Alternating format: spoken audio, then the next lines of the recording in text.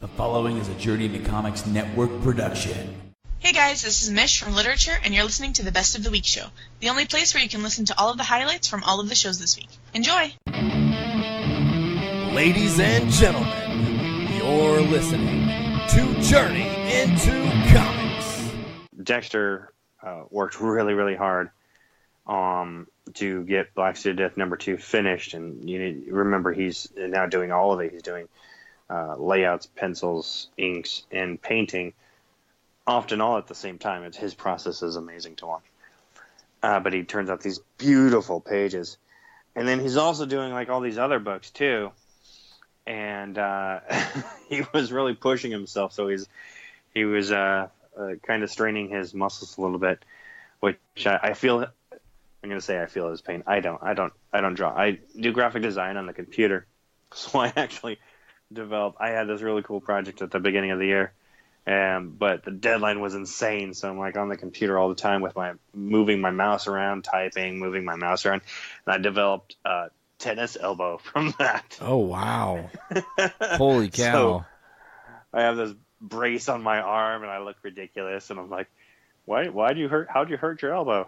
I play sports, yeah. I was out making tennis. I was out doing tennis. I was doing the tennis. Have you ever done tennis? I was doing tennis, and it was good. And the next thing I knew, my arm was in pain, and I was done doing tennis. Can I just also mention to our listeners that they're not getting boobies in your... Well, I mean, there might be boobs in your comics, but I more mean these covers, these nude variants. Nude means without text, textless, as it were. So, I've been told that I'm supposed to call them virgin covers. Oh, yes, the virgin variant. Absolutely. Yeah, but maybe I'm just a dirty old pervert or something. But when I hear virgin covers, I think of someone you throw into a volcano to appease the gods. And so I've been calling them nude covers. But my friends keep saying, no, they're virgin variants. Call them right there. It's like, I can't. It feels dirty. Oh, I don't care what you call them. I just think they're amazing looking. They're gorgeous. So the ones we had printed up for the last campaign, I went ahead and spent a little bit extra on those. And I don't know. Again, maybe I shouldn't because I'm supposed to be watching my budget. But I want to give my backers the best. So I got the glossy covers, glossy pages, and everything. And so I get these back, and they're just... They feel premium. They feel like a masterpiece because, one, you got this beautiful, amazing art by Dexter on the cover. And then you open up inside, and I feel now that I see it, the best way to present Dexter's art is in glossy. So I think we're going to try to find a way to continue doing that, definitely for these Virgin variant covers. But I really want to kind of see if we can't scrape up enough extra money to do the regular books in this high gloss paper because it just presents the art so much better. Helps to make his colors really beautiful. Pop, I'm guessing. Oh, very much so. It's incredible just to see the differences.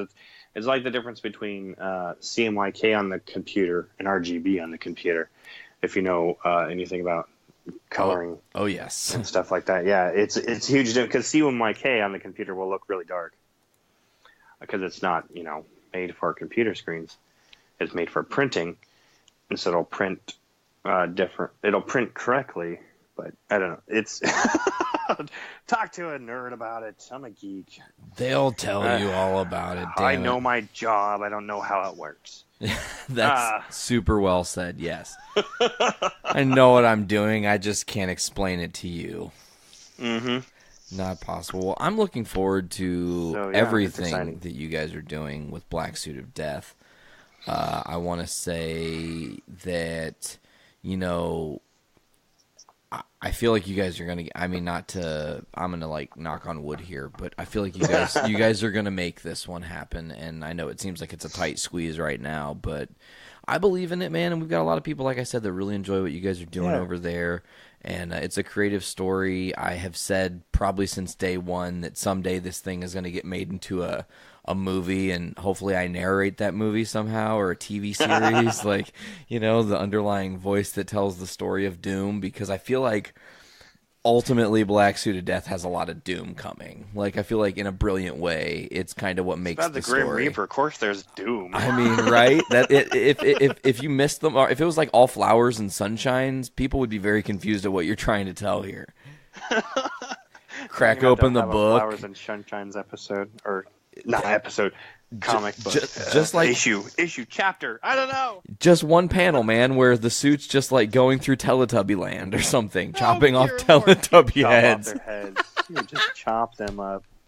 Exactly. Die, you imbeciles. But then he's still holding a flower. Is the thing? Like, he's still holding the flower, but he still stops and smells the roses. He appreciates flowers. Wait, does the suit have a nose? True. That's actually true. Okay. The suit, or the inventor of the suit, he does appreciate flowers big time. See? It's all built in. Flora is very important to him. Man. Haha, that's an Easter egg. You'll have to read issue 2 to see what I'm talking about. Ooh. I don't know. But yeah, it is. It is actually something that is part of Sietzen's character, is his connection to flowers. So, boom, go find it. Hell yeah, man. Yeah, that's funny. Yeah, BSD would stop and smell the roses. Well, and then chop people up. Let's stop smelling the roses. That's a double negative. I guess that means we're starting to smell the roses here. But we're going to move forward with our show. You're going to help me out here a little bit, because I'm going to throw a little bit of comic book world news your way, and we're going to dish on that a little bit. And as always, guys, just want to mention it again. You're going to hear it a couple times throughout the episode. fund.blacksuitofdeath.com. Go there. That's their Kickstarter. If you can, give the 54 tier, honestly. Those virgin covers or nude variants or whatever the hell you want, textless cover variants, whatever you want to call them, are stellar. Just to reiterate that again, the art is amazing. The story is amazing. You guys don't want to miss out on it. No, you do not. Yeah, okay. So I'm going to throw, let's say, okay, did you guys get a chance to check out that Black Panther flick? Twice. Oh, what did you think? I loved it. I thought it was a lot of fun. Every movie has its flaws, and I stopped nitpicking about 10 years ago or something, and just decided I was gonna just go to a film and enjoy it. I think it just depends. Sometimes I'm like that. Like, sometimes I'm like, man, I don't want to nitpick this shit. But then other times I'm like, no, Walking Dead, she did not just pull that giant-ass board off with her bare fucking hands after I just watched Rick use a hammer and take 15 minutes to get 4 nails out of that. Michonne does not have those kind of hands. Sorry. Anyways, I digress. She owns a fucking samurai. Of course she does. Yeah. So I just wanted to say real quick that some numbers came in. Of course, we're at the point now where Black Panther is about to be released digitally, and then it'll come out, physical release. I think that's the first week of May. It's like May 8th, May 15th is when that comes out. It's crazy because it's still in the theater, and they're already talking about its release. It's like, oh, that's just crazy. Here's some stats for you. Globally, it's made 1 mil. How do I even say this? You put your pinky to the edge of your lips, shave your head bald, get some funny glasses, a hairless cat, scientist suit, and then you can say it. $100 billion. I don't know. Is that reference too old? No. Come on now. Austin Powers is not too old. $100,000. What? That's nothing, man. I know. It's crazy. $1 trillion. Okay, yeah, man. I loved Austin Powers. It was great. Oh, it was great. The sequels, they were fun, but the first one was just absolutely brilliant. Anyways, Black Panther has hit how much? Like, it looks like right now it has hit, if my math is right, 1,303,000,000.2 globally, and that's crazy. And that's split up 667.2 million domestic and 636 million internationally. It's amazing. I mean, it just smashed box office numbers here. A+ cinema score, 97% on Rotten Tomatoes, third biggest release of all time. First film in 8 years to spend 5 weeks at number one. 8 years, think about that. That's 2010's the last time that happened. It made a second all-time in a 4-day holiday weekend, only behind Star Wars The Force Awakens. Biggest February debut of all time. Fifth debut Friday through Sunday, because, of course, they had that Monday, which was the extra day. Biggest Monday of all time. Biggest second weekend, only behind Star Wars The Force Awakens, number one superhero movie of all time. From the suburbs of Chicago and Illinois, this is The Puhr Report with your host, Andrew Puhr.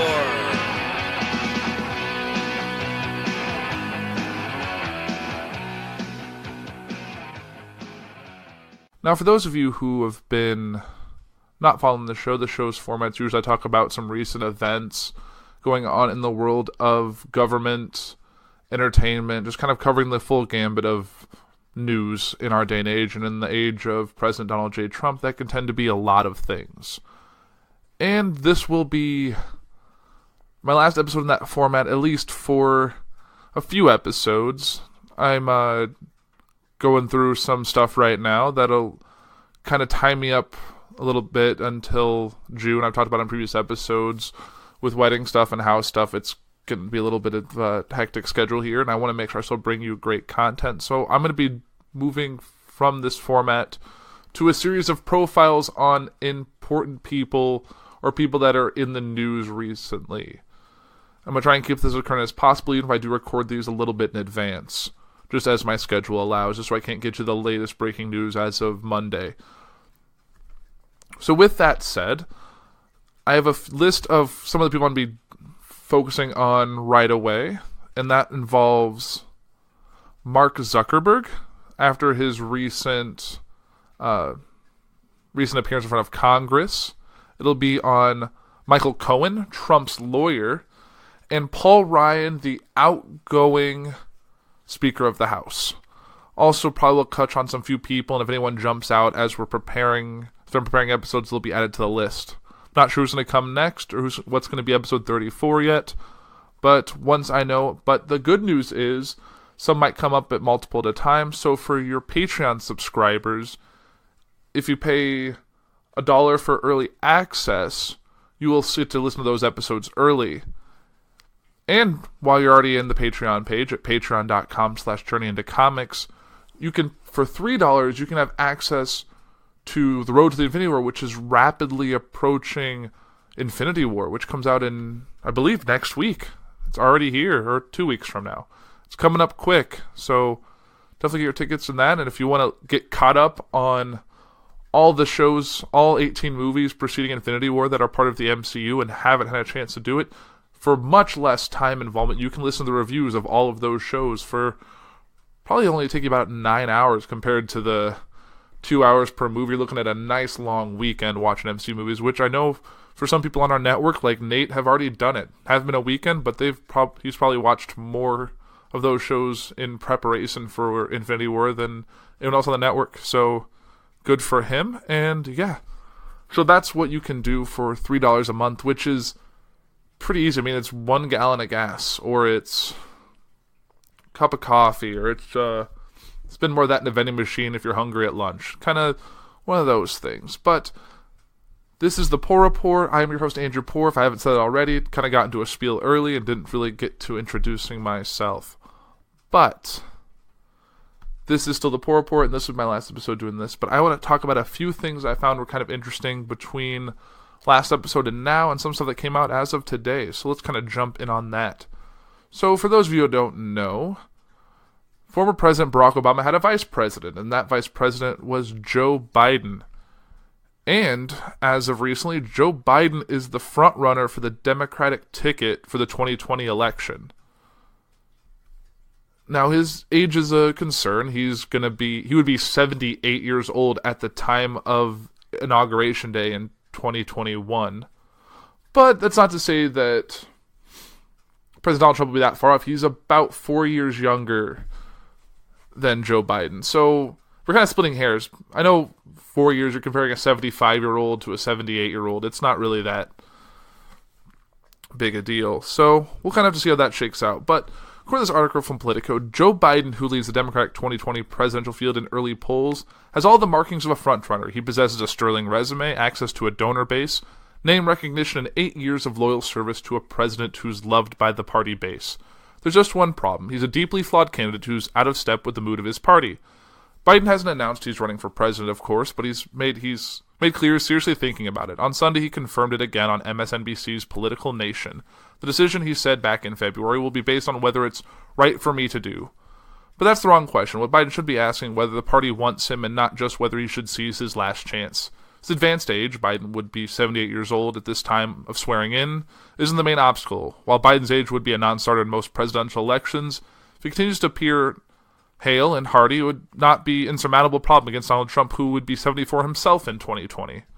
Trump would also provide cover for another often discussed Biden drawback, the overly familiar mannerisms that seem terribly out of place in the Me Too era. Next to Trump's Access Hollywood tapes and the litany of sexual misconduct charges leveled against the president, Biden's handsiness barely registers. The bigger issue is whether there's a place for him atop the Democratic Party that's taking shape after the ruinous 2016 election cycle. This new iteration is unsentimental and unforgiving, and Biden has more than a few conspicuous Senate votes that demand a reckoning in the Trump-era Democratic Party. One of them is the bankruptcy reform bill that he championed for years until it finally passed in 2005. The political taint from the law favored by credit card companies because it made it harder for consumers to get debt relief through bankruptcy shows no signs of subsiding on the left. It resurfaced as a thorny issue during Biden's vetting as Barack Obama's running mate in 2008, and reappeared nearly a decade later to haunt Hillary Clinton during her 2016 Democratic primary. One of the law's leading critics, Senator Elizabeth Warren, has emerged as a top Democratic presidential contender herself.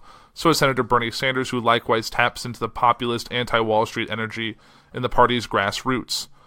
Biden could argue that his views evolved over time, that as a senator, his legislative record reflected the need to represent the financial services companies that provide so many jobs in his home state of Delaware, but isn't likely to be convincing to progressives. Clinton tried a variant of that when she was accused of being too cozy with Wall Street. I represented Wall Street as a senator from New York, she said in one Democratic debate, but it did little to insulate her from Sanders' persistent criticism. And Biden's competition wouldn't be a lone independent socialist. The Democratic field is expected to be historically large and is likely to feature more than a few candidates with nearly pristine records on the issues that animate the party's foot soldiers. The 1994 crime bill is another ticking time bomb from Biden's past as Obama's vice president and a key member of an administration that sought to reorientate criminal justice policy. Biden was never truly called to account for his leading role in passing a Clinton administration measure that many in the party believe exacerbated an era of mass incarceration that disproportionately affects racial minorities. But there's no dodging it in the next Democratic primary. Hillary Clinton was confronted on the 2016 campaign trail by Black Lives Matter activists merely for advocating the crime bill's passage as First Lady. Biden, meanwhile, has proudly referred to it as the 1994 Biden crime bill. He still doesn't fully comprehend its radioactivity, while Biden has pointed to provisions of the bill that have troubled him. As late as 2016, he was still defending it and insisting that he was not at all ashamed of the legislation.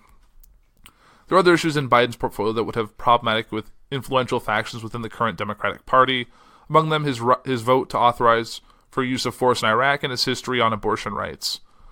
By the end of his Senate career, Biden was a staunch defender of reproductive rights, but there's still a collection of votes and quotes over the years that will raise questions about his reliability. Considering the discomfort surrounding Tim Kaine in the run-up to his selection as Clinton's running mate in 2016, despite a perfect record on abortion rights, while in the Senate, Kaine's personal opposition to abortion and a checkered record on the issue as Virginia governor left many liberals uneasy with the prospect of him on the ticket. It's not clear that he could have made the cut were the presidential nominee someone other than Clinton, whose commitment to reproductive freedom was never in doubt. None of this denied that there is a solid case to be made for Biden's candidacy. It begins with a deep reservoir of goodwill, his retail politicking skills are undeniable, and his qualifications for the White House are unrivaled. During a moment when preparation for the job is no small matter, he is for the most part a mainstream liberal who even publicly supported gay marriage before Obama did. No one doubts Biden could take the fight to Trump. In fact, he's already begun calling the president a joke, telling him to grow up, and most recently musing that he would beat the hell out of Trump if they were in high school. Would love to see that. Biden reveals in his role as the party's special emissary to the middle class, and he remains the rare national Democrat who can connect with blue-collar constituencies that have long since left the fold. When the party needs to speak to Green Bay or Youngstown or Western Pennsylvania, Uncle Joe is the guy who gets the call. It is a sign at times that the familiar out-of-power Democratic hand-wringing about how to win back the white working class is quieted. It's no longer a universally held opinion that it's necessary or even prudent for the party to chase voters who cast a ballot for Trump. Within some party circles, working-class whites are not viewed as essential to the racially diverse coalition that believe represents the party's future. And a septuagenarian white male, septuagenarian white male, Biden is a highly unlikely prospect to lead the new coalition. It's a testament to its talents that's even subject to debate. And my own personal thoughts on this. Yes, Biden would do the job well. Yes, his age is of concern. But being that close to Trump's age, it's not really out of the question. I just think it's time for kind of a new slate of candidates. I don't want to see Elizabeth Warren back. I don't want to see Bernie Sanders back. I really don't want to see Joe Biden back. I mean, he obviously didn't campaign in 2016, but I remember breaking news. I remember actually watching it on a random weekday morning when he announced that he wouldn't seek the 2016 nomination or wouldn't run, which ultimately gave Hillary her chance. I'm pretty sure if Biden would have thrown his hat into the ring, Hillary Clinton probably wouldn't have won the nomination. Then it would have been an interesting election between Donald Trump and Joe Biden. Red meat, we crave sustenance. Guys, we are not invading my aunt.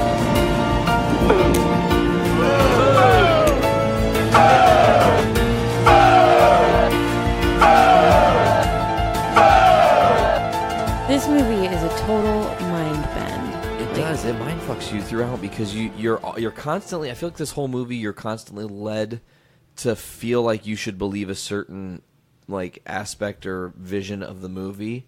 Mm-hmm. And then throughout the movie, like before the movie's, like by the time the movie is over, you're like, oh my God, there was one thing that was said like early on that if they would have just held true to that, we would not be here right now, you know? See, I feel like this movie was really well done. It was really smart.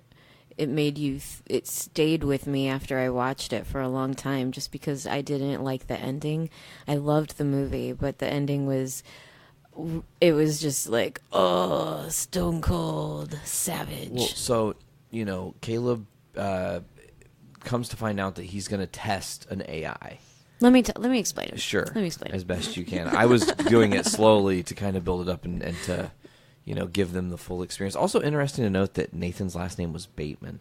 I don't think they ever bring it up in the movie, but of course, to the credits, it says Nathan Bateman, Patrick Bateman, American Psycho. There's some similarities in this movie. I'm just saying. This movie had so many little things going on, so many derivatives that, you know, you could Easter egg galore, you know, if you really think about it. Like, even just the way that it was shot with the cinematography and, like, the film lit nerd in me was like, oh, I see what they did there with their symbolism, you know. Yeah, I kind of had, like, what was that, Metropolis? Is that the movie from 1932, I think it was? You know what I'm talking about? Yeah, I know the movie Metropolis. Like, they had some shots that were similar to that, too. Low lighting, interior buildings. Oh, yeah. Closed spaces. This was a very artsy movie for not being an art film, if you know what I mean. Correct. It was really well done, though. It was so believable. So this movie is about this guy who is sent to his boss's private island estate, like in the wood. I don't know where the hell this place is. It's not Nobody like a private island. It's like it's not Jurassic an Park. Huge property, big estate. And so he gets sent there, and it's like this weird underground compound that's subterranean. It's a research facility because the boss of this company has developed a robot, and he wants this guy to see if this robot can pass this test to where she displays actual consciousness, whether or not it's real or not. So this whole movie is just total mindfuck, like you said.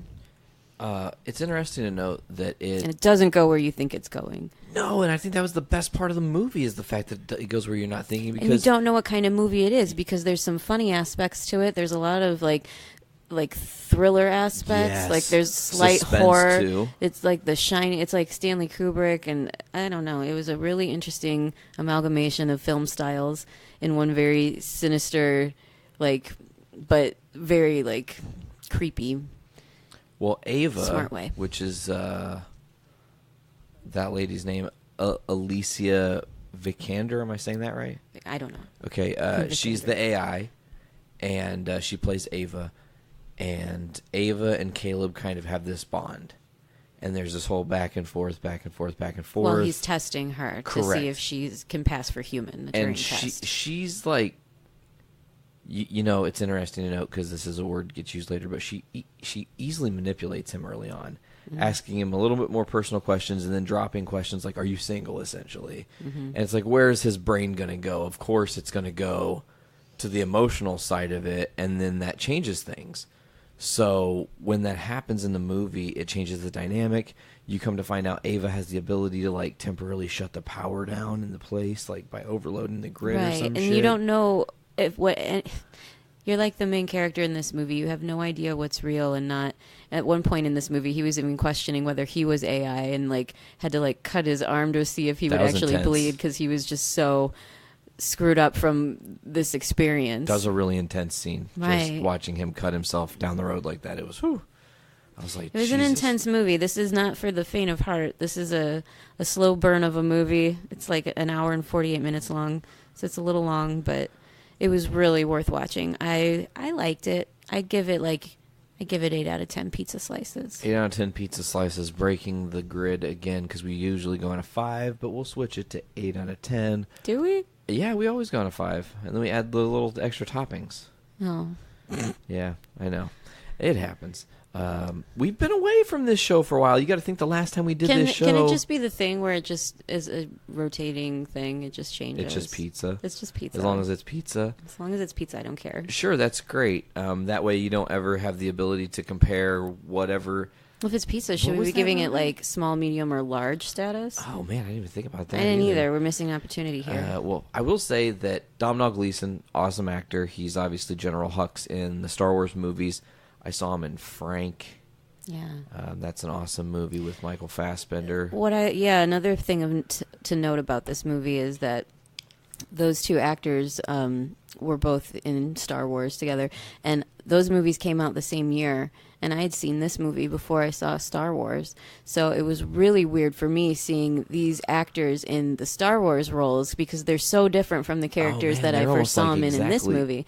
Like opposites. They're almost exactly opposites. Yeah, so That's it was crazy. really weird for me watching Star Wars that year, like, whoa. And, of course, that guy was in Frank. That was a really good movie I'd recommend seeing, too. Oscar Isaacs, of course, was also in X-Men Apocalypse as Apocalypse. Mm-hmm. Poe Dameron He's in been the in Star a lot Wars of stuff. movies. Yeah, Oscar Isaac's killing it. What did you think of Oscar Isaacs, seeing as you saw Star Wars first, and that was kind of like your first foray into him as an actor? It's weird because you pick up on the sincerity and the Poe of him, like how he has that Poe-ness about him, I guess is what we're going to say here.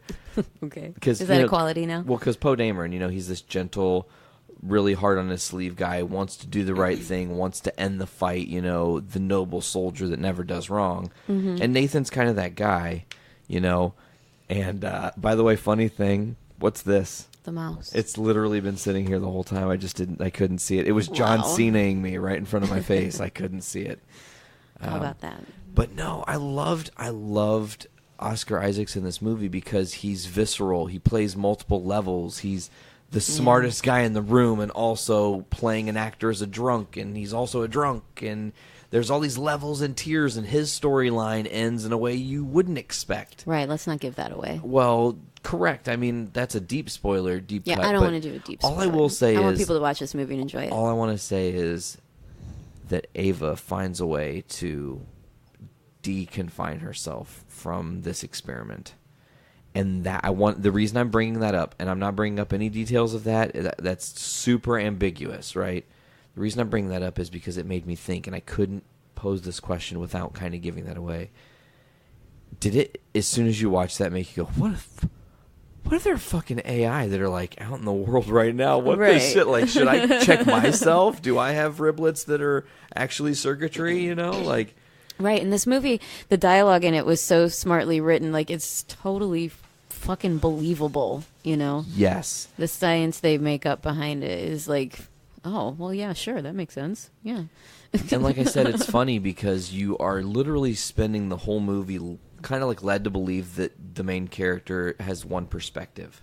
Right. And then the literally the tides turn in an instant and you're just like, oh shit, no. Whoa. Oh man, come on now. We can't go back. And when we were talking about watching this movie, you're like, well, am I gonna hate this movie at the end?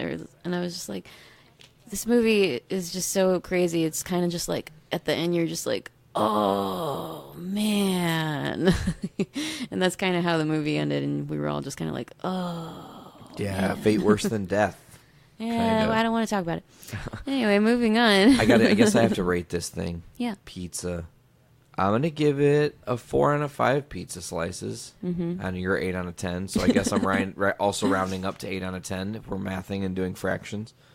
I'm giving it 8 out of 10 pizza slices. However, it's got that spicy jalapeno and bacon because it gives you a little something. It's got a little kick to it. It throws you off. I mean, this movie's got boobs and it stays with you, much like the heartburn you would get from that pizza. And it's got really good cinematography, really well done, and also the effects are brilliant. Oh yeah, I know. I mean, the it's AI minimalistic green screening. Looks so cool. Absolutely well done. And speaking of AI, we're going to have to try to keep up on our promise to Miss Lauren and catch up on Westworld, another show about AI. Oh, shit. That's coming back on soon, isn't it? Yeah, I think it's the weekend of my birthday, the Sunday of my birthday, which is actually a week from today. Yeah. Which would be not true at all. This Sunday, folks, for you listening to the show. And time traveling again. We're doing that damn time travel jazz again. I really, really, really loved Ex Machina. And well, I'm glad you liked it because you've been putting it off for years. Yeah, I know. I'm so sorry. glad we finally watched it. Well, I'm glad you liked it because you've been putting it off for years. I'm so glad we finally watched it. We're gonna fuck the sodomites in the... Warning, Podcastrophe imminent.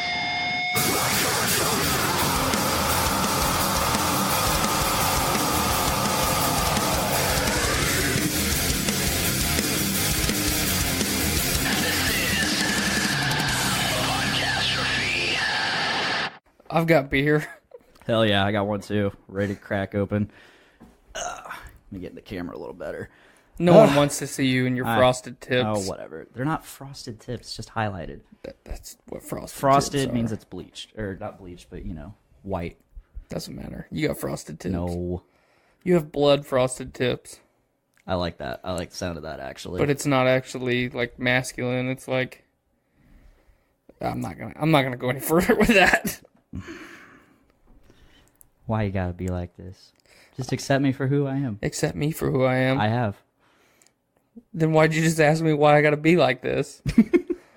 You're contradicting your statement.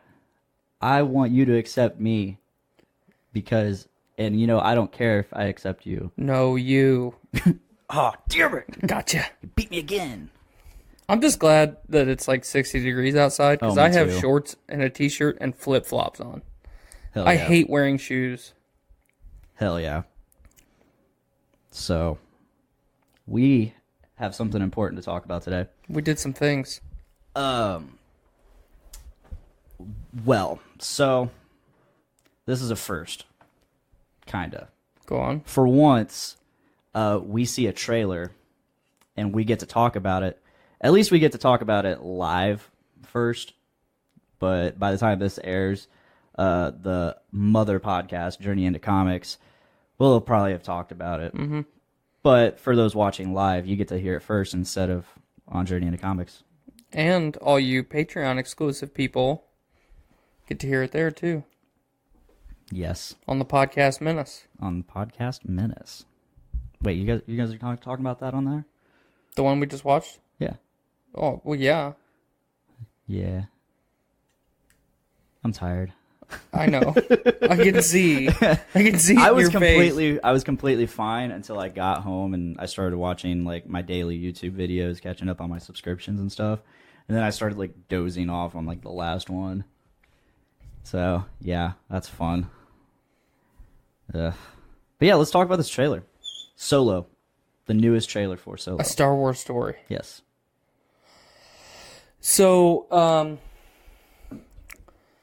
I think you and I briefly talked about the Super Bowl, the day after the Super Bowl trailer that aired a couple months ago, and I was really excited. You know, I've talked on all of the podcasts about how worried I am for this film for a multitude of reasons.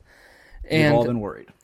Well, and it, you know, up until like they released the first trailer in February, they hadn't really given us anything to make us not worried. You know, personally, I consider Ron Howard one of the members of the Holy Trinity.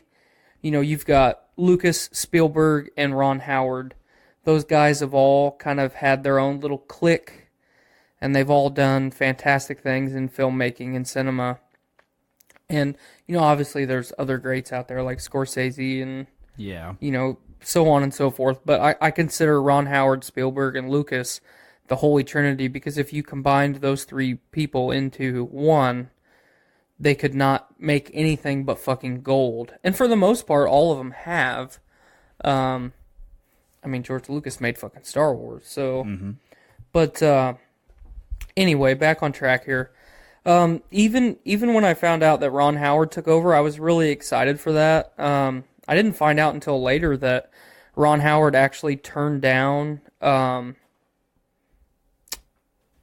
prequel, or the Phantom Menace. Really? He was the one. Yeah, I knew that. He was the one originally picked, and I'm a big Star Wars dude, and I didn't really key in on that. I had never heard that, which is more than likely my own fault. But so I was really excited to see him come back to the franchise, or give it a chance, and then article after article, 20% reshoots, 40% reshoot. We're gonna do a 60% reshoot, and then the final number is somewhere above 80% of the movie 80. that he's reshot, and that's very expensive, and it's very time consuming. And even with a great director like Ron Howard, you know, it didn't make me excited. And then I saw the teaser during the Super Bowl, and I was like, oh yeah, I'm ready for this. And you know, a lot of it was Alden Ehrenreich, the kid that's playing Solo. I'm not familiar with him. I don't know of him doing anything else. And Star Wars has that track record of taking underdeveloped actors and making them superstars. But with everything that because you know, the initial reports were that this kid was uncoachable. Yeah. Disney had brought in the best acting coaches in Hollywood, and he wasn't responding to them. So that doesn't make me feel very good about it. Later on, you find out that it was actually the director's vision that he was not doing well, and now he, with Ron Howard, has done very well. So putting all that behind us, we get the Super Bowl trailer, and it really fucking amped me up for this movie. I was I would say I was almost as worried about Rogue One as I am with Solo, because there were so many unknowns.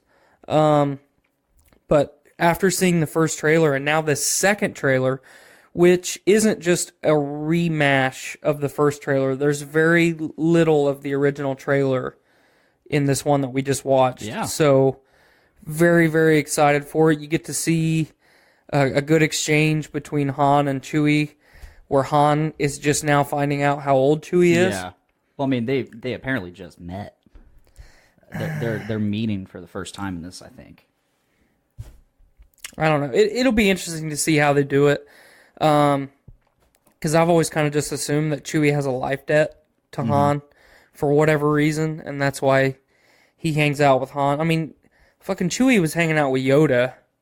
Yeah, back in the day. Back in the day, you know, he was hanging out with Yoda and fighting the separatists and all that, and so it'll be interesting to see how they really weave this together narrative-wise. I mean, because, you know, you look in the trailer, the Falcon is not the Falcon that we see in A New Hope.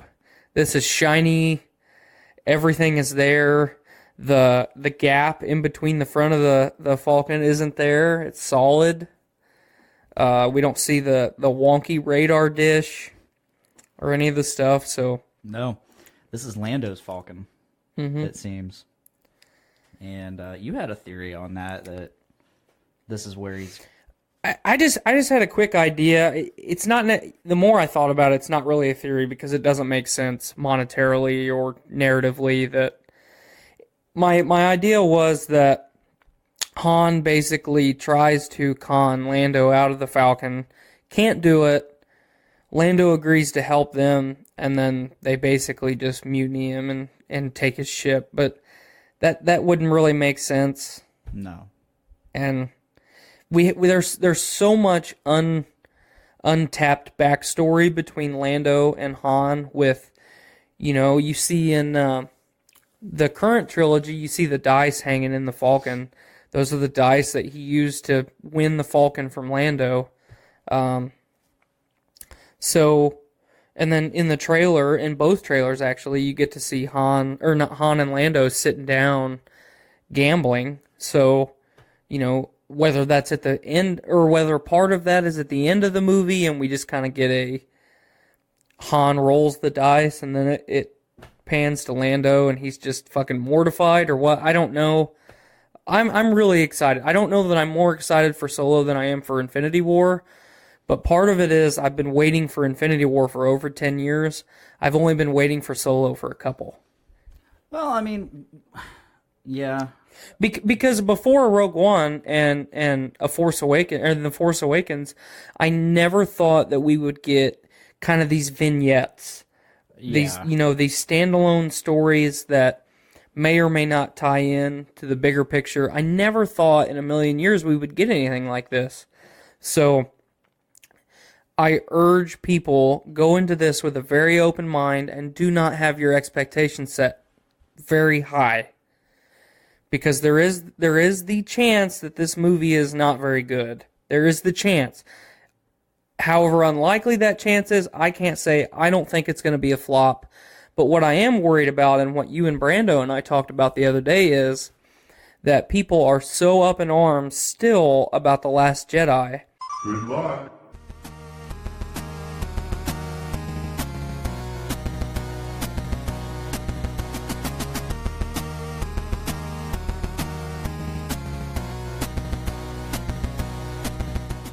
I've been buying music, and I need to stop that too. I told you the first time that you told me, hey man, I'm going to start collecting vinyl a little bit. And I said, you're going to go down the rabbit hole and you're going to buy a lot more than you need to. And you're like, no, this is going to be a lot more subdued. It actually still is subdued. It still is subdued because I'm still in working comparison. on that same band. I'm still working on that same band because I want two bands where I have, and actually one of them, Joe gave me one. Did he give you one? He gave me Black Album. Oh, hell yeah. And he's like, I've listened to it like once or twice. You can have it. I'm like, okay. Right. Yeah, that's one I don't got to buy, man. Mm-hmm. And it's one of my, I mean, that album is very important to me. I digress. I haven't been buying games. I've been buying vinyl, so. I haven't been buying anything. That's what I need to be doing right now. It's not entirely just because of my self-control. Blaine, Dr. Dongo Tyner, and myself have put in 150 hours plus into Monster Hunter World. And we're so far into endgame right now. It's to the point now where it's like, I really need to take a break from this because I'm getting a little bit. I'm not bored, but it's to that monotony point where now that I've done all this grinding to get where I'm at. That's 150 hours of grind. Yeah. Now I need to put in another 150 hours of grind to really be badass. And it's like, I'm not mentally prepared for that right now, and I don't want to burn myself out of a game like that. I did that with Destiny 1. I did that with Destiny 2. I don't want to do that again. So I told you yesterday I actually started a new playthrough of Mass Effect Andromeda, and I'm digging it. I'm enjoying it just as much as I did the first time, and I'm basically just using it as a time killer until God of War comes out in a couple weeks. We're definitely going to talk about some upcoming game releases for the next month or two. I've just been playing Skyrim on Switch. Like, I've been playing probably since January at this point. It's been a very... I put in... I can't remember how many hours. It's been quite a few. But when I played it last time, I got so far and I got distracted. I haven't done that. I haven't had that game that come out or knew anything. I haven't been allured by any other game. So it just like when I get time to play, the cool thing about the Switch, the kid's watching a movie. I can't play.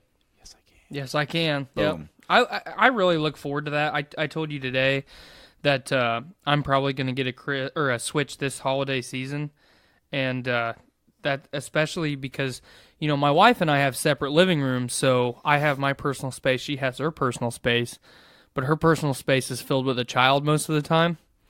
So now I can come in here and still play video games. Yeah, you go. and not be bothering anybody. So yeah. See, I got my game room, but I haven't used that thing to game in so long. It's crazy. I just use it. It's just your vinyl room now. It's my vinyl and podcasting room, which brings me to my last point that I want to make an update here for you guys. For over a year, since January of 2017.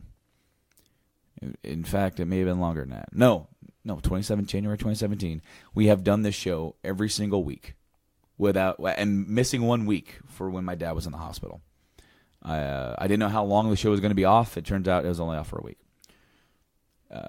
There's also a few that I made, like a few best of stuff. Like I'm like, hey, remember those old pickup videos I used to do over on the Journey to Comics YouTube channel? Well, a lot of you guys probably haven't heard those. So what if we turn those into audio form, and you can hear me? We do pickup segments here on the show. I'll just do some pickup segments, and you can hear me when I was first growing my collection. Did that, and then I did the best of retrospectives thing a couple episodes ago. But now, and until we can get back on a more confirmed schedule, back to every Thursday like we've always been doing, as far as recording wise, I think I'm just going to go to like bi-weekly for a little while. And because, number one, there's not always a lot of stuff to talk about. There have been episodes where we have struggled to like get stuff to talk about. As case in point, I spent 45 minutes talking about music a few episodes ago. Number one, that's because what I've been actively collecting. But number two, it's like there's not really a whole lot of news because we're like in this like spot right before E3. Yeah, we're kind of in the eye of the storm right now. Right, we're about ready to get bombarded with a whole lot of news. Well, we're getting lots of teasers for stuff, and it's not consistent. We'll get 3 or 4 things that they're throwing teasers out, and then it just dries up immediately. And then, you'll go 2 or 3 weeks, and you won't hear anything from anybody. You and I throw rumors and stuff like that back and forth normally while we're at work, but it's been really dry here lately because, especially we've got God of War coming up. We've got the Dark Souls remaster coming out next month. We've got all the big blockbuster movie releases that are going to come out in the next month and a half, and that's what everybody's focused on. We did get a big thing of news. I think it just broke the other day. Of course, as you guys are hearing this, it's been like a week ago. Mm-hmm. But Spider-Man for PS4 has a release date, September 7th. And it has 3 different pre-orders. They announced physical, deluxe, digital, and then a collector's edition. And of course, the regular is like $60. The digital deluxe is like $100, and then the collector's is $150. I'm half tempted to get the collector's edition myself. I've told myself no more collector's editions because I don't have room. I think the last one I bought was Persona 5. I got that one. This one, the collector's edition comes everything that is in the digital deluxe edition, which I guess I should have looked at what came in that one. See, while you're looking what comes in it, one of the things that I've been aggravated about, focused in the industry the last couple years or so, like always I'm on a podcast, I can't speak. We have, normally 3 to 4 tiers of pre-order types, and there's always a digital deluxe edition because they're trying to give us more incentive to just buy digital games so they can maximize the amount of money that they make off of the game. Mm-hmm. You don't have to manufacture. You don't have the overhead when you're manufacturing the disc. You just, here's your information, download it, and then we get maximized profit off of it. But when games don't allow you to purchase what's on the digital deluxe edition for like $15, Monster Hunter World did a great job. The microtransaction things is a big deal right now, with Battlefront 2, and Monolith released a statement here recently that they were really, that in their mind microtransactions killed their game, and that's nice to see them recognize that they kind of screwed up. This microtransaction thing isn't going to go away, and we really need to kind of buckle down and get it figured out, because it's a pain in the ass, and I don't like it.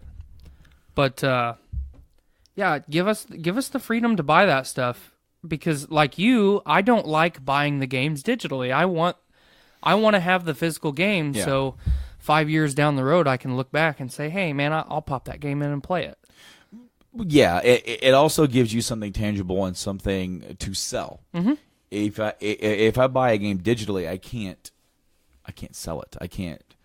The Steam has a refund thing. You can't.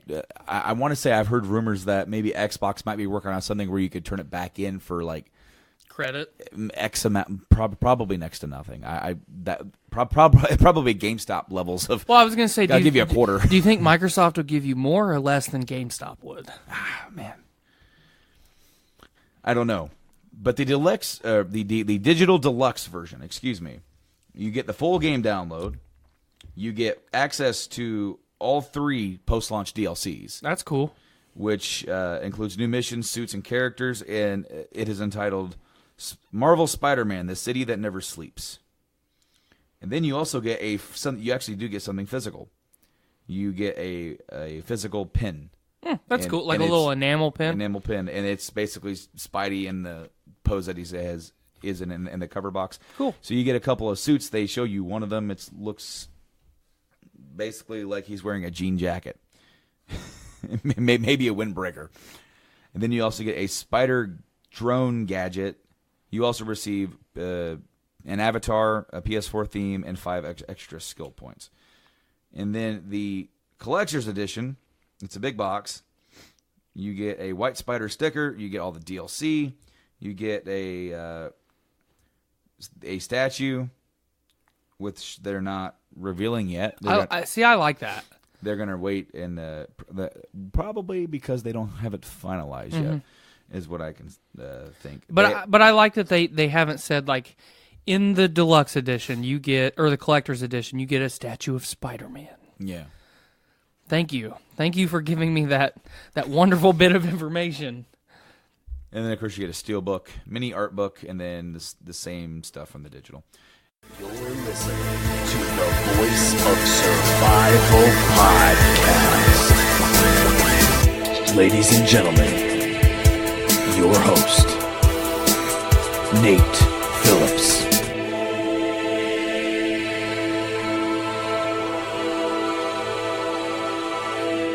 Welcome to our show, the lead singer of Eister and great musician in himself, Stu Block. How you doing?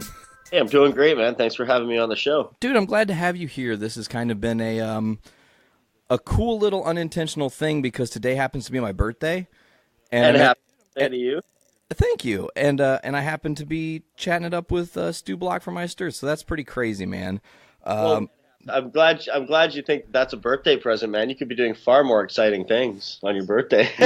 Listen, stuff's pretty simple in my life. I'm not really materialistic that much. I got to see my dad today. I've got to see my family today. I get to talk to you. Like, it's a win. Hey, man, I'm glad to be part of it. Absolutely. Well, Stu, let's get right into your journey. While I met you in a parking lot in Indianapolis back in February and had a hilarious interaction with a little guy who was looking for a ride home. Yeah, that was hilarious. That was really weird thing. Totally out of nowhere. Like we decided, hey, we're gonna say hey to each other and meet up for a minute, and then this little guy kind of showed up and said, hey, can someone call me an Uber? I'll give you $100.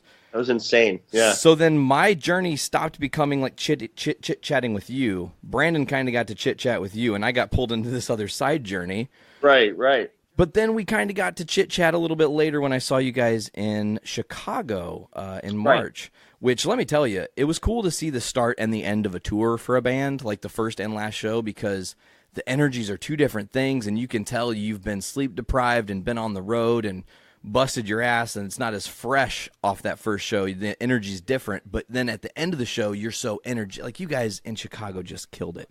Yeah, it's interesting how it goes. You know, at the beginning of any tour, like you're just getting the groove, right? You're just getting the groove. Sometimes we're changing up songs on the list and seeing how the crowd reacts and all that kind of stuff. And then mid. It's funny. We always chuckle because we go, well, by the end of the tour, we'll be a well-oiled machine, you know. So it's funny how it works. But no, it's all good. It was fun. I think it was a really energetic tour throughout the whole thing, because the underlying energy of course, having Sanctuary on there, and the fans were great, and the shows were doing well. So we had a great time. Absolutely, and I can definitely speak on the fans' perspective and say that we all had a blast.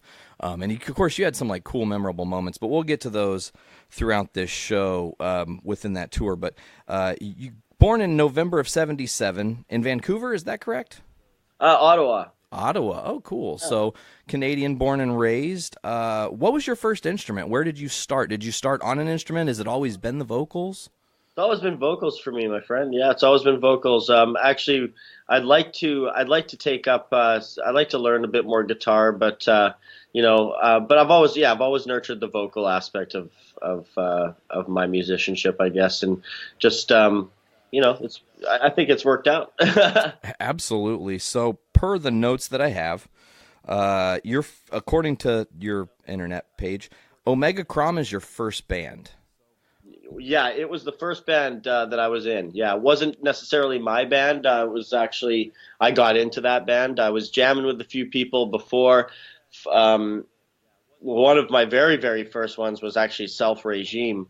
And so that was formed sort of mutually. And then I found Omega Crom, and then we were writing stuff together, and we played a lot of shows together. But yeah, those were my first two. Yeah. And that was like your early taste of music and the playing in front of people and whatnot. Definitely. When did those bands kind of take shape for you? Late 90s, early aughts? Well, let me just think. 2000, yeah, like pretty much like 99, 2000. Excellent. 99. Well, you know what? I'd actually have to say 1998 was when it all really, when I made the decision that I wanted. 98, 99 is when I made the decision that I wanted to pursue this really seriously. And then, so yeah, now here we are almost 20 years later. Yeah, man. And it's definitely been an incredible journey. Of course, along the way, after the Omega Crom, you went into a new venture, which was Into Eternity. Yes. What is that experience like for you? That was killer because, of course, in Omega Crom, like I was doing the hybrid thing where I was doing the falsettos mixed with the death vocals and then the traditional classic power metal vocals, and then we toured with them, and then we played in Regina, Saskatchewan, where I live now, and we basically. Played at a place where the Tim Roth, the leader of Into Eternity, was there. I guess he heard about us coming in. He knew that, and he liked high singers, and he knew that I was doing the falsetto stuff, and we did that. We did that show. And we also did a cover of Painkiller and Welcome Home by King Diamond. Amazing. Yeah, and then it was funny. I never really got to meet him after the show. He just kind of took off. But I was like, okay, well that sucks. And then he contacted me later.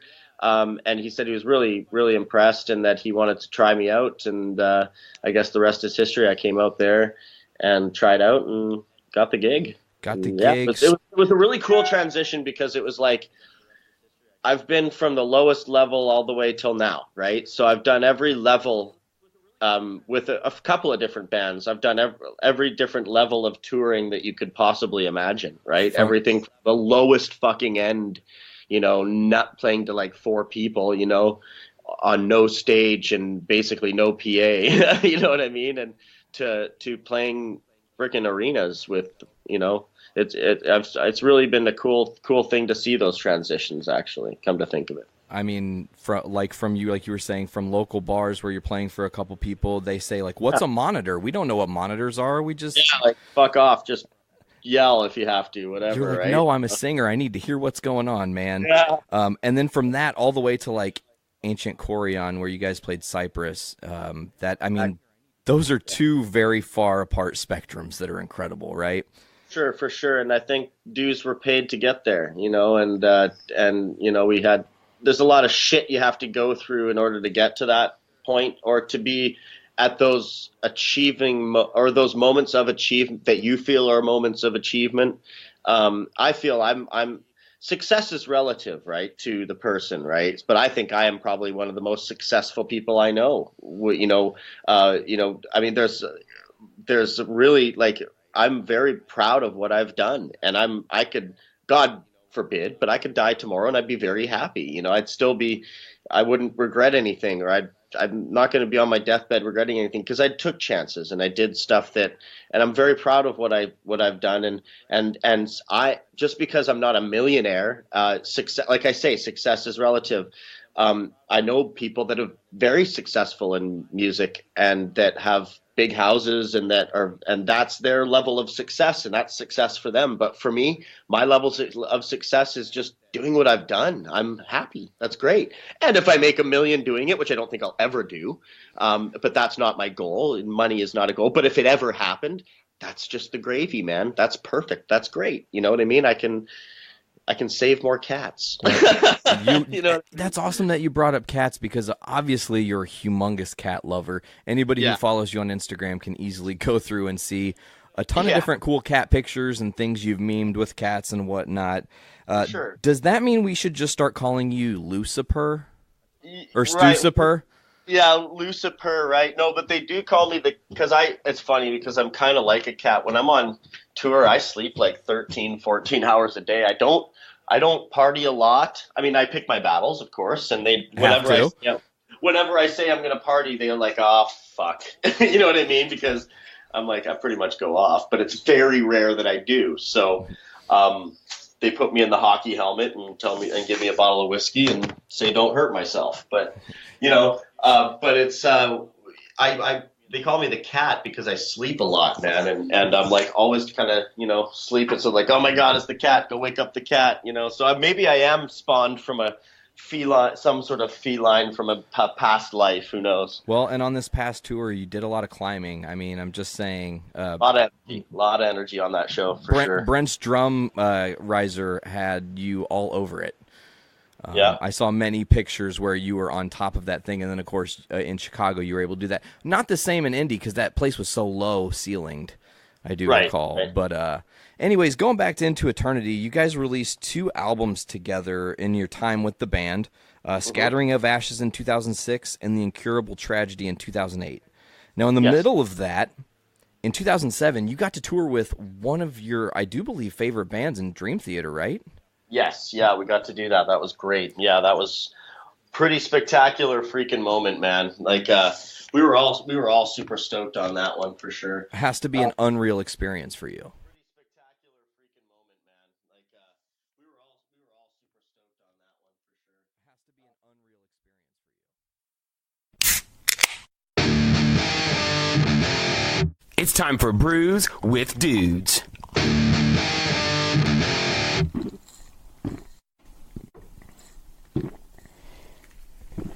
Ah, juicy. Good evening and welcome to another episode of Brews with Dudes. I'm your host, Nick Maxon, and I'm in a pretty good mood tonight. It's been a really long, fun day, and I'm excited to kind of recap it with my good buddies. Dr. Dongo's back with us. How you doing? What's up? And we've got Austin Hill again. Hey, hey, hey. We're going streaking!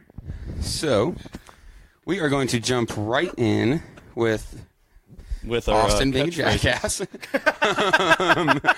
This is called the Dark Breed Black IPA. It's from St. John Malt Brothers. I think that sounds right. I'm not terribly sure. I'll start pouring that. Dr. Dongo, how's your day been going? My day's been going pretty good. I woke up. Yesterday I went after work. I went to the. Whoa, that is straight foam. That wasn't my best pour. That was a very heady boy. I started my 3-day weekend by going to urgent care because I've had pain in my jaw for like the last month that I eventually. Sounds like an impacted wisdom tooth that might be cystic. It's not. It's what is called lame. TPJ or something like that. It's basically if you grind your teeth in your sleep a lot, it can happen. Oh shit! I should get that looked into. And I thought it was an ear infection because it was starting to go into like the base of my ear. Some people also thought maybe it could have been an abscess, but yeah. So I started off by going to urgent care. They prescribed me a bunch of shit. The head off of that, Nick. And so I woke up this morning feeling pretty good after the medication they gave me, and we started the day rather early. 6 p.m. or 6 a.m. Actually, you know what? Started early at 6 p.m. Yeah. It's funny. I actually almost overslept because I had my regular work alarms going off. Those went off, and I turned them off. I turned them off because I had another one set for 6. And then I slept right through it, and Miranda pops in. She's like, hey. Miranda, an intellectual. Miranda, an intellectual. Yes. How is she doing? She's doing much better. She's been having a rough week, the Facebook tells me. Yeah, she's doing much better. She's still not 100, but, I hope she gets better. Those doctors really didn't do shit for her.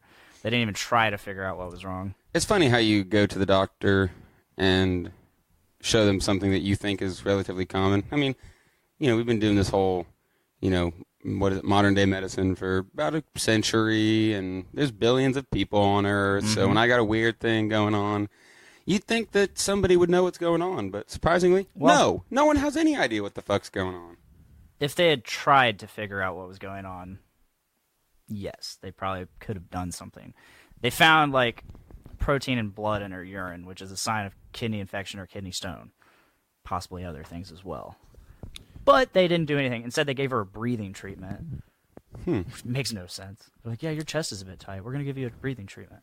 Well, I'm going to venture a guess that she probably doesn't want us getting into her personal life too much. So, I just described, what do we have here? The Dark Breed Black IPA. Yeah. Let's see what they have to say about it. A sinister breed from the St. John Malt Brothers family. Dark Breed has been locked away from humanity until the day the world could manage and appreciate such darkness. Finally, that day has come. 6.2% ABV and 55 IBUs. Boys, let's get into it. Yeah. I like the little mugs with tiny handles we're drinking from. It's very pretty good. It's a very stouty IPA. It is. It's very, very crisp. Yeah. Kind of smooth and clean stout. Well, here's a shock. We got a guest coming in the door out of nowhere. We've got Mr.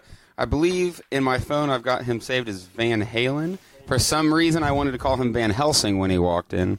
But Van Smith, the Lucifister himself, looks like he just got off of work. So looks like there's a little bit left of this beer. So do we have another mic we could hook him into? No, I'm good, man. He's going to be our couch sitter. You can kind of hear him yelling in the background, but that's about it. I'm digging this. Yeah, it's all right. I picked this up on my way to Jerry Lee's. I can't remember what show it was. Hey, Mr. Lucifister, might I peek at that can? Mr. Helsing? Yeah, I picked this up at the one of the liquor stores over in West Lafayette, and I just saw it. I was there to pick up some like Anti-Hero or something. That's when I picked up the Denali and Northwestern Hero and all that. But I just saw it, and I'm like, yeah, this would be a good one for future Brews with Dudes. I have only had a couple black IPAs. I'm going to venture a guess that it's just the grain bill.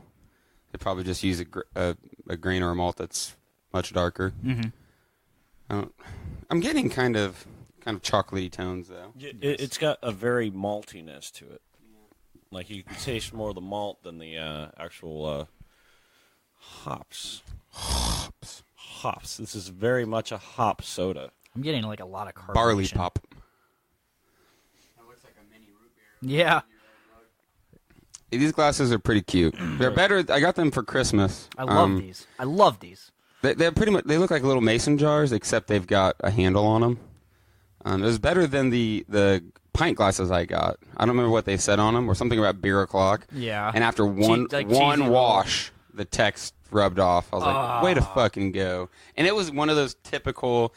I think of Gordon's. No, Gordman's. Gordon's. It was. You go to Gordman's, Gordman's, and they've got stupid. They're or JCPenney or Kohl's and stuff. Holiday gifts. Yes. It's like a box set, and it's like, oh, I've got that one nephew that likes craft beer, so I'm going to get him this pitcher, and it was like, this is garbage. This is total garbage. Yeah. Thank you, but you could have gotten me like a what am I thinking of? Like a gift card to the liquor store, but that seems. When I say that out loud, it sounds kind of silly. Just give me a liquor store gift card, because we all know better. I think Tex, his parents for Christmas got him like a $100 gift card to Great Fermentations, which is the place we get our beer supplies. So like that's a little better. Yes. Like we're not giving you the alcohol itself, but we're giving you the means to make the alcohol. So That's means awesome. of drinking. Yes. Yeah, I'm enjoying this. I'm getting a lot of carbonation. Like Yeah, I don't think I've ever had anything from these guys. Yeah. St. John's? Nope, never heard of them. Me neither. Like I've had a few black IPAs before, but this is definitely a better one. I've not been a fan of them, but Really? yeah. This is not my favorite that I've had, but still a pretty good beer. I can't say I've had anything worth mentioning before. I had I want to say they make a. I can't even remember the name of the beer. I know it just tastes like dirt to me now, but I used to really like it. Dirt. It's all right. What kind of beer is this? Oh, it's a dirt IPA. Tastes kind of like dirt. It tastes it's a kind of brown like ale. Earth. Bit earthy. So, This is probably, if I was venturing a guess, somewhere around the 15th beer we've had today. yeah. It's been a long day, which, as Dongo alluded to, started right around 6:30 a.m. for us. We left a little bit before 7. So we were going to 450 for another release. Austin, Brett, and I met at my house. We almost got to the interstate before I realized I didn't have my wallet. So we turned around, went back and got it. We jumped off the interstate down near Indianapolis to pick up our friend Chris Charles. Hi, Chris. Hey, Chris. We know you're listening. Hey, Chris. Chris is a really, really fun dude. He might not like me mentioning it, but he is in a band called Bizarre Noir. I really like that band. It's a really fun band. Austin and I brought up how excited we were that this was our first time hanging out with Chris outside of of a show or a music setting. Like it was just some dudes hanging out. And we had a lot of fun. He wasn't in the car for fucking 1 minute before we were all just full-bellied laughing, having a great time. It was awesome. It was just like the best part was after we got there, besides the full belly laughing we get there, I made the comment about, man, careful, man, he's got a beverage in his hand because he just had a mug of coffee that was like full, like he just started drinking it. And then Nick makes the comment of spilling hot coffee on his dick. And then we get to the fucking 450 and we sit down and he's got a coffee spill in the crotch of his pants. His dick. On his dick. He literally spilled coffee on his dick. And he I'm like blamed me.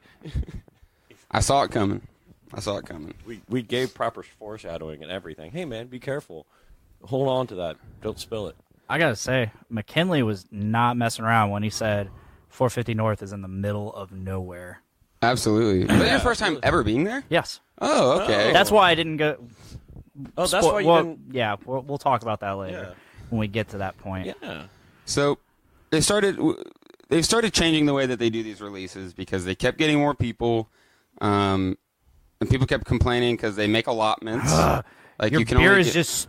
It's just too good. It's a problem. Stop. It's a problem. So they've been working, release after release, trying to come up with a good method to make it happen. And they finally implemented something where if you're the first 50 people in line, then you are guaranteed the allotments that they originally posted. Because for people like us who drive an hour and a half, it's like you said I could get 4 of each one, and I get there, I drive all this way, and then you tell me, oh, we changed the allotment because there's too many people in line. Like, no, Bubba. I've been standing here in line forever. So they're finally starting to work on that. Well, we tried coming up with several different reasons. I'm going to go ahead and blame myself for the whole wallet thing. But we were somewhere between 50 and 60 in line. We barely missed the fucking cut. Barely missed it. You got there like maybe 5-10 minutes after we got our wristbands. It sucks. But you'll find out as we progress through the story that it wasn't such a bad thing. No. So sitting there in line, this time we finally brought a cooler full of beer. Busted out the chairs. We got the chairs, we got the beers. So we get there at 9 o'clock. We got there right at 9 o'clock, and we were cracking beers at 9:02. We were like, all right, we got the chairs out. Let's get moving.